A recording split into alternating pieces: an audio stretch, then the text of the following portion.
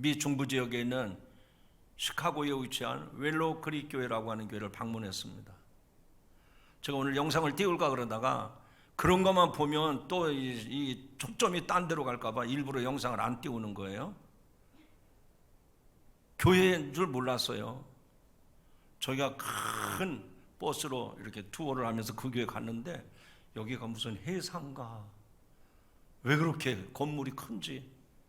근데 알고 봤더니 웰로 크릭 교회, 그 교회를 담임하는 목사님은 빌 할벨 목사님입니다. 저희들이 직접 만나보고 또 이렇게 대담도 나누고 그리고 돌아왔는데요, 그 교회 얘기를 하려고 합니다. 어느 날 교회에서 예배를 마쳤는데 그 교회 성도 한 분이 담임 목사님에게 다가와서 하는 말이, 나는 차량을 수리하는 정비사인데 우리 교회 성도들 가운데 오래된 차를 가지고 계신 분이 계시다면, 그래서 차를 바꾸고 싶은 사람이 있으면 그 타던 차를 팔지 말고 정비한 뒤에 차가 없는 다른 성도들에게 나눠줬으면 좋겠습니다 라고 제안을 했습니다.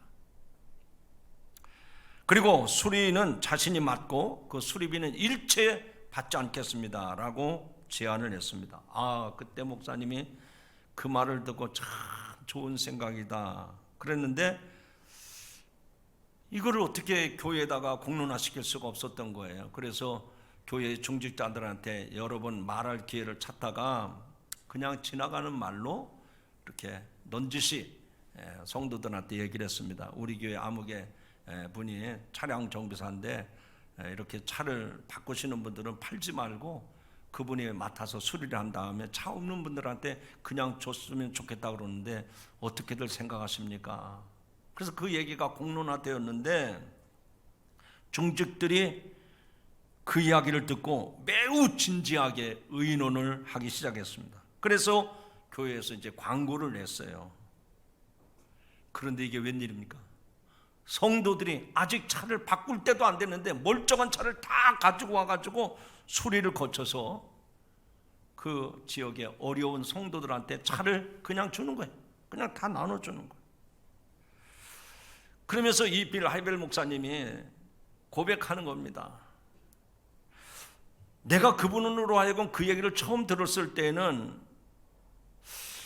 주는 사람도 그렇고 받는 사람도 그렇고 좀 뭔가 좀 불편할 것 같다. 그래서 심사숙고하게 생각을 한 다음에 얘기를 해야 되겠다 그랬는데 자꾸 목사님의 마음속에는 하나님이 하라고 그러는 것 같아요.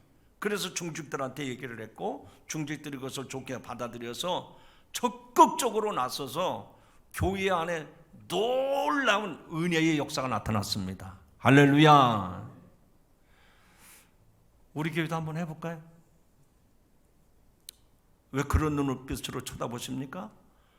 우리는 이미 시작했어요. 언제부터 했다고요? 지난 성탄절부터 은혜의 파도 타기 프로젝트 24 시작했잖아요. 남이 한 것만 쳐다보고 어머 멋있네, 야 역시 그런 교회는 다르구만. 뭐가 달라요? 우리는 이미 시작했잖아요. 이제 여러분들이 은혜의 파도 타기를 했기 때문에 뭐 모양과 형태는 다르지만 우리들에게도 하나님이 함께 하셨던 놀라운 은혜의 간증거리가 나올 줄로 믿습니다. 오늘 하나님께서 우리에게 주신 본문의 말씀은 바로 그런 경우에 나라면 어떻게 할까?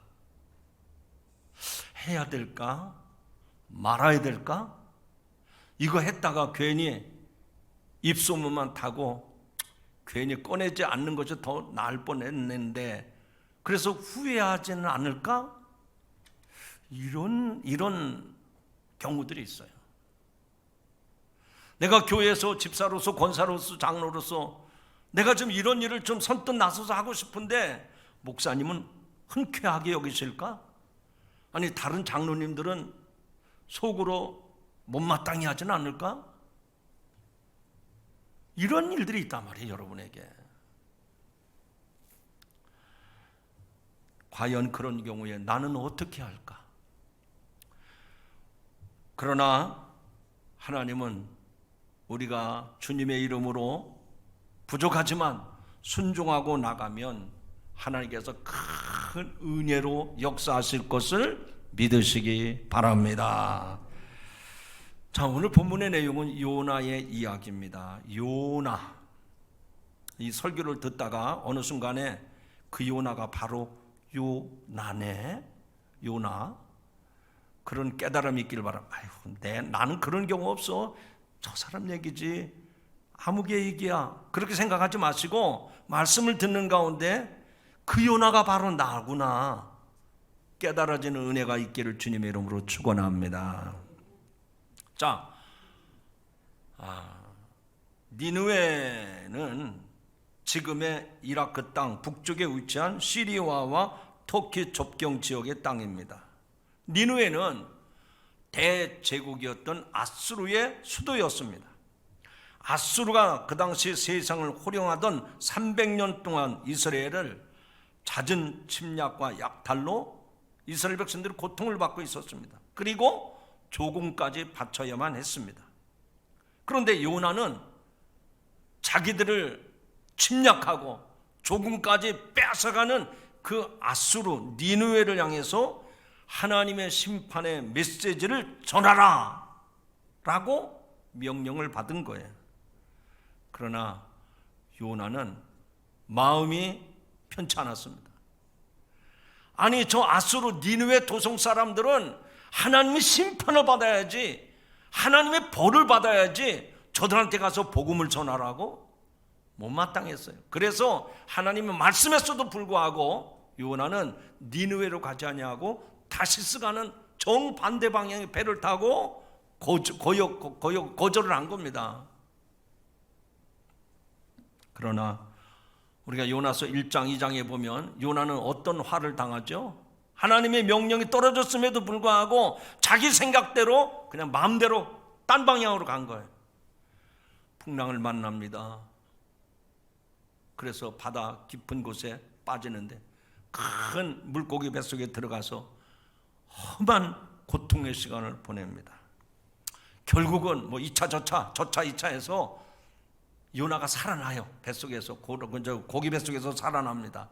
그리고 나중에는 하나님이 니느웨로 가서 복음을 전하라는 그 말씀대로 요나가 니느웨로 돌아갑니다. 그런데 요나가 니느웨에 가서 3일 동안 걸어 다녀야 그 성읍을 다 돌 수 있는데 3일 동안 다니면서 회개하라 40일 후면 이 도성이 망한다 그렇게 하지 않고요. 그때도 요나는 마음이 불편했어요. 그래서 하루만 돌아다니면서 복음을 전하고 들어왔어요. 하루만 다녔다고요. 3일 길을 다녀야 되는데 하루만 다녔다고요. 온전히 순종한 겁니까? 반쪽짜리 순종입니까? 반쪽짜리 순종이에요. 억지로 가서 하고 온 거예요. 그런데 하루 동안 다니면서 요나가 하나님의 메시지를 전했는데 놀랍게도 니느웨 사람들이 하나님을 믿고 진정으로 회개하기 시작합니다. 백성으로부터 시작해서 회개하는 운동이 왕에게까지 전달이 되어서 그래서 왕이 백성들에게 칙령을 내렸어요. 조서를 내렸어요. 온 백성은 금식을 하고 하나님 앞에 회개하라고 왕의 어명을 내리게 됩니다. 자, 그러면 이런 내용이 오늘 요나서의 그 전체적인 내용인데 이제 여러분들이 이 말씀을 집중해서 듣고 그냥 어떤 뭐 성경 이야기 스토리만이 아니라 소설 같은 얘기로만 듣지 마시고 하나님이 이 말씀을 나에게 듣게 하신 것은 무엇일까? 그 말씀에 접촉점이 있기를 주님의 이름으로 축원합니다. 축원합니다. 이 설교를 건성으로 들으면요, 목사님 우리도 저 배 타러 가시죠. 왜? 아니 요나도 배 타고 구경 갔다면서 언제 내가 그런 설교했어요? 그러니까 설교를 잘 들으셔야 돼요. 잘 들으셔야 돼요. 회개한 요나는 하나님의 명령대로 니느웨로 가서 말씀을 선포합니다. 그러나 요나는 여전히 니느웨 백성을 위한 하나님의 메시지를 선포한 것이 아니라 그 니느웨 성이 이제는 망해야 된다. 하나님이 이제는 망하게 하실 수밖에 없다. 그런 심산으로 가서 말씀을 전했던 거예요. 요나는 하나님의 뜻과는 다르게 니느웨가 망할지어다 그런 마음으로 가서 하나님의 메시지를 전한 겁니다. 근데 요나서 4장 11절에 보면 그 요나 백성들이 어떤 상황이었는지를 잘 설명해 주는데 들어보세요. 니느웨에는, 이 아수르 나라를 말하는 겁니다. 니느웨에는 좌우를 분별하지 못하는 자가 12만 명이요, 내가 어찌 아끼지 아니하겠느냐. 이게 무슨 말씀인 거 아니요? 그 당시 이 아수르라고 하는 니느웨 백성들이요, 뭐가 옳고 그른지 모르고 그저 죄 짓는 일만 짓고 살았다는 그 얘기예요. 그래서 니느웨를 하나님이 심판하시겠다, 그 얘기입니다. 그만큼 죄를 저질렀기 때문에 그들 때문에 이스라엘 백성은 고통을 받고 큰 상처를 받은 것입니다. 그래서 이것이 요나가 니느웨 성에 가서 복음을 전하기 싫었던 거예요. 그들이 회개하면 잘 되라고요? 그들이 회개하고 돌아오면 복을 받으라고요? 나는 그 백성들이 복 받기 원하지 않습니다. 그래서 3회를 다녀야 되는데도 하루만 돌고 돌아온 거예요. 하지만 하나님께서는 니느웨가 좌우를 분별하지 못하기 때문에 그들을 구원하시려고 요나를 시켜서 가서 하나님의 말씀을 전하라고 하는 것입니다. 그들이 좌우를 분별하지 못하는 것은 멸망의 이유가 될 수 있지만 하나님은 그런 사람들도 복음을 듣고 그들도 구원받아야 될 백성임을 요나를 통해서 지금 말씀하고 있는 거예요. 세 가지로 나눠서 말씀을 드립니다. 먼저 1절 2절을 보면 요나는 하나님의 말씀을 들었음에도 순종하지 않습니다. 거절을 했어요. 그러나 하나님은 포기하지 않습니다. 하나님이 우리를 구원하시는 데는 절대로 포기하지 않으심을 믿으시기 바랍니다. 한번 따라합시다. 하나님은 우리의 구원을 위해서 절대로 포기하지 않습니다. 여러분, 포기하지 마십시오. 포기하지 마세요. 하나님이 언젠가는 그 일을 이루실 것이라고 생각하시고 포기하지 마십시오. 여러분, 방송에서 그런 얘기 안 들어보셨어요? 우리가 기독교 방송, 극동방송 들어보면 믿지 않는 남편이 언제라도 구원받았으면 좋겠습니다. 뭐 여러 가지 애를 써봤지만 안 오는 거예요. 남편이 안 믿는 거예요. 그러니까 어떻게 했다고 그랬습니까? 새벽기도 갈 때마다 남편의 고무신 갖다 놓고, 하나님 이 신발 신발만 여기 와 있지 말고 이 신발 주인도 오게 해주세요. 그랬더니 남편이 예수 믿고 구원받았다는 얘기 아닙니까? 우리들은 포기할 수 있습니다. 하다 지쳐서 너무 힘들어서 포기할 수 있어요. 그러나 우리가 믿는 하나님은 절대 우리를 구원하는 일에 있어서 포기하지 않습니다.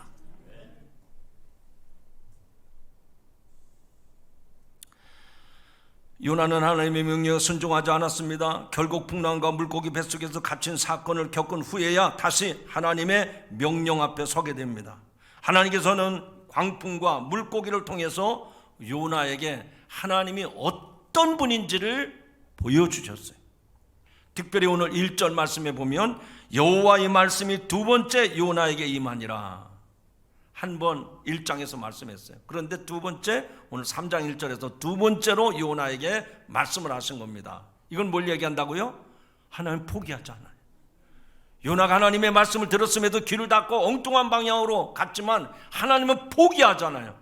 그래서 다시 요나로 하여금 죽을 고비를 넘겼던 요나에게 두 번째 오셔서 말씀을 하십니다. 하나님은 요나에게 이전과 동일한 말씀을 하십니다. 요나야, 일어나 저 큰 성읍 니느웨로 가서 내가 내게 명한 바를 그들에게 선포하라.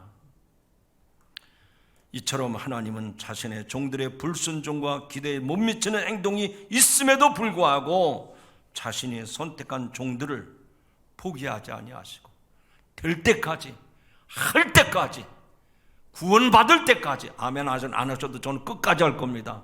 될 때까지, 구원받을 때까지, 이스라엘 니느웨 백성들이 하나님 앞에 회개하고 돌아올 때까지 하나님은 포기하지 않으세요. 한번 요나가 도망갔다고 너 아니면 내가 못할 사람 없는 줄 아느냐, 다른 사람 시키지 않았습니다. 요나를 바닷속에 집어넣고 물고기에게 삼켜지게 되고, 그래서 나중에 그가 회개했을 때 건져주셨잖아요. 그래서 그 요나를 붙잡고 계속 그 일을 하신다는 얘기입니다. 결국 불순종으로 호된 경험을 했던 요나였지만 여전히 그는 마지못해 순종하는 심정으로 니느웨 성에 가서 하나님의 심판의 메시지를 전합니다. 악독이 가득한 니느웨 하나님의 심판이 임해야만 한다는 생각을 여지껏 요나는 버리지 못했던 겁니다. 자, 이게 구약의 요나 얘기인데요, 신약 성경으로 돌아옵니다. 여러분, 복음서에 보면 예수님을 믿었던 사람들이 얼마나 많습니까? 그런데 그들 중에서 어부나 세리나 또 무슨 여러 사람들을 뽑아서 예수님이 12명의 제자를 고르셨잖아요. 그 12명의 제자 가운데 수제자라고 하는 베드로, 여러분, 그 수천 명, 수만 명의 사람 가운데 12명을 뽑았어요. 12명 가운데 예수님이 가장 신임했던 사람이 베드로예요. 그래서 우리는 수제자라고 말을 합니다. 그러면 아니, 그렇게 뽑힘받고 선택받은 사람이라면 얼마나 믿음이 좋았을까 생각하잖아요. 그런 소리 하지 마세요. 예수님이 빌라도 법정에 붙잡혀가서 대제사장 앞에서, 서기관들 앞에서 신문을 받습니다. 그런데 이 베드로가 그 자리에 따라가는 거예요. 멀찌감치 거리를 두고서 예수님이 신문 받는 그 법정에까지 따라갑니다. 근데 그때 법정에 있던 계집종 하나가, 너도 예수 믿는 사람이지? 네 말투, 네가 하는 사투를 들어보니까 너도 예수 믿는 사람이로구나. 아니라고 부인합니다. 그래서 조금 있다가 또 와서, 아니, 너 행색을 보니 예수 믿는 사람이 틀림없다. 그러니까 저주하면서 맹세까지 하면서 나 예수 모른다고 부인하지 않았습니까? 그가 누구였습니까? 예수님의 제자 베드로였단 말이에요. 그가 누구였습니까? 여러분이 여기에 계신 여러분들이란 말이에요. 내가 예수 믿잖아요. 내가 하나님 믿잖아요.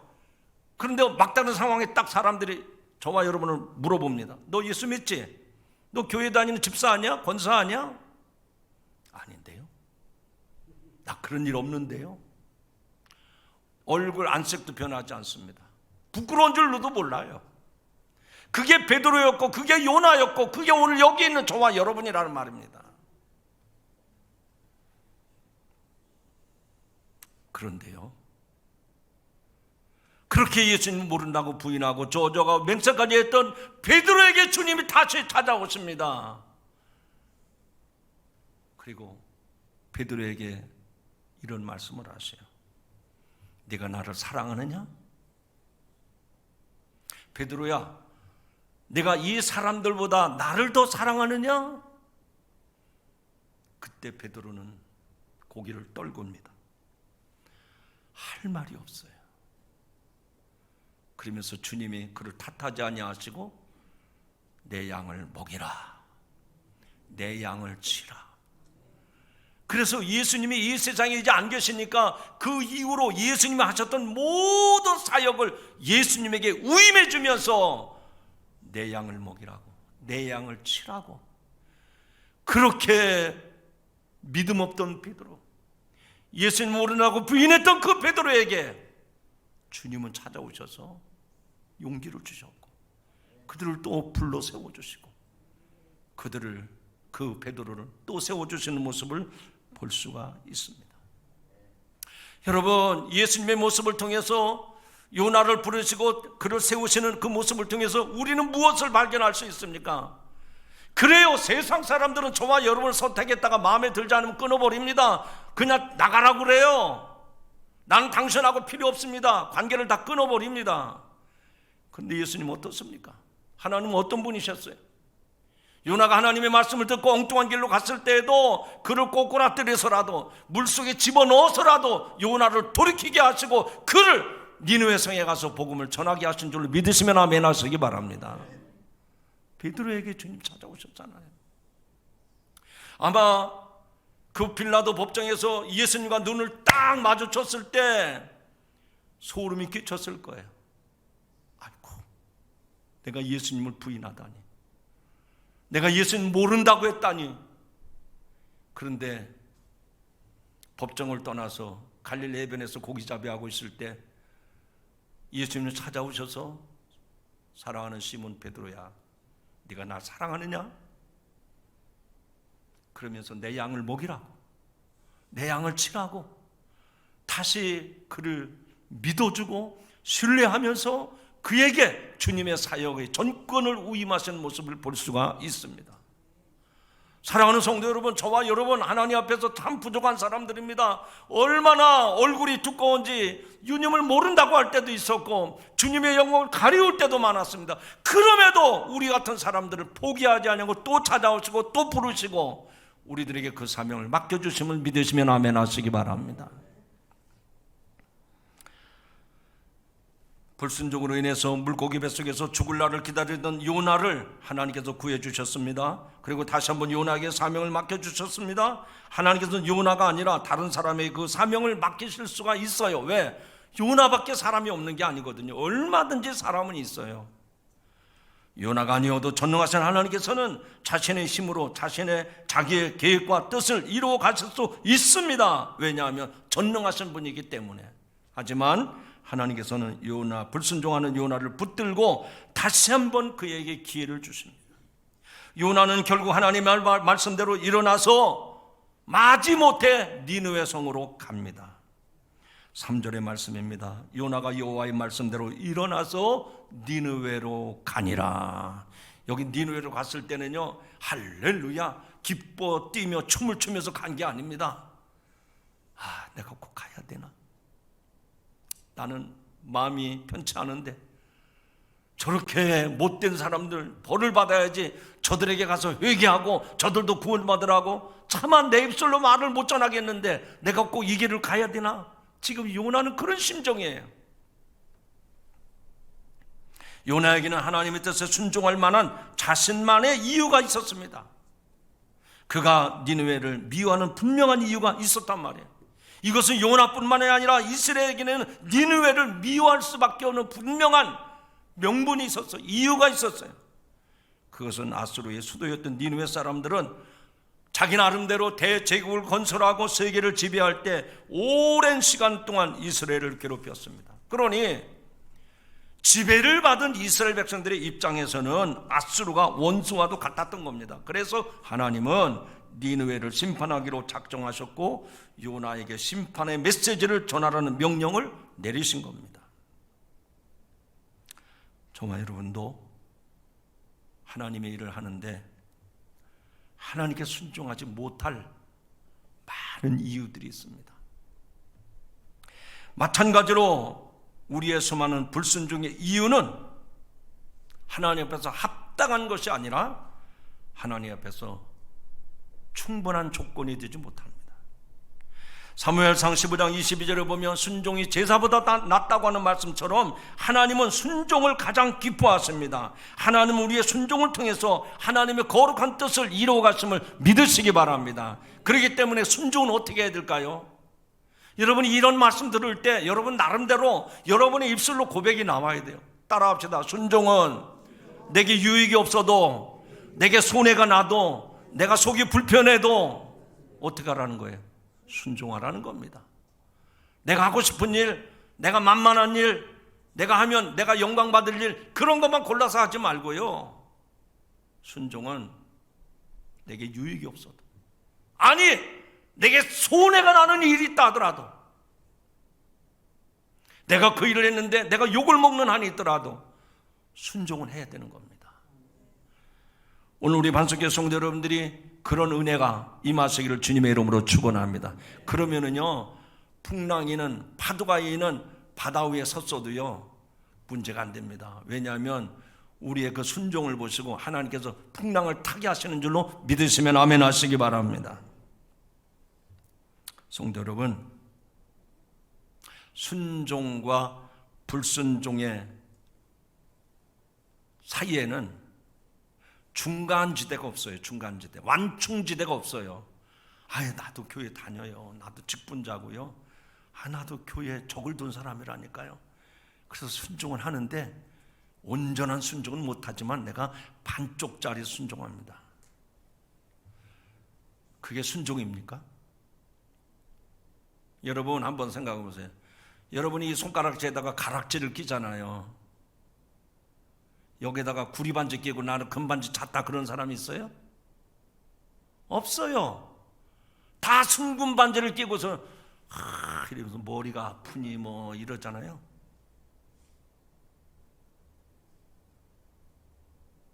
동동구르무 바르고서 내가 뭐 탤런트 아무개처럼 내가 피부 관리하고 있다고. 그런 법이 없어요. 불순종과 순종에는 중간 사이가 없어요. 중간 좀 완충지대가 없어요. 절대 순종이든지 절대 불순종이든지 그렇지 중간에 그런 게 없어요. 하나님은 제사보다 순종을 원하십니다. 그런데요, 참 놀랍게도요, 순종을 하기가 얼마나 힘든지. 왜 힘든가 봤더니요, 순종하기는 참 어렵지만 순종하기까지 힘든 과정이 있어요. 왜 힘들까요? 지금까지 제가 말씀드렸잖아요. 순종하면 사람들한테 욕을 먹어요. 아니, 욕 먹는 건 그래도 참아낼 수 있는데 내가 손해를 봐야 돼요. 내가 불이익을 당해야 돼요. 아니, 내가 주님 앞에 명령에 순종하면 얼마나 복된 일인데, 근데 그거는 생각하지 못하고 불이익을 당하고 손해를 봐야 되고 욕을 먹어야 되고 핍박을 받아야 되고, 그러니까 순종이 안 되는 거예요. 이와 같이 순종은 우리들에게 두려움을 갖다 줍니다. 너 순종하면 가난해져. 너 순종하면 손해봐야 돼. 네가 순종한다고? 너밖에 없는 줄 알아? 이러면서 마귀는요, 우리들한테 의심과 염려와 두려움을 딱 갖다 넣어줍니다. 그러면 아멘 할렐루야 그러고 나서도 문 열고 나가면서 언제 그 마음이 싹 바뀌는지 두려움이 엄습해 오니까 그런 거예요. 두려움이 엄습. 요나가 니느웨로 가지 아니하고 다시스로 간 것은 불순종이었습니다. 당돌한 행동이었으며 대단한 용기처럼 보였습니다. 그러나 요나는 실상 니느웨 사람들이 회개하고 돌이키는 것을 누구보다도 싫어했습니다. 그리고 그 일이 두려웠어요.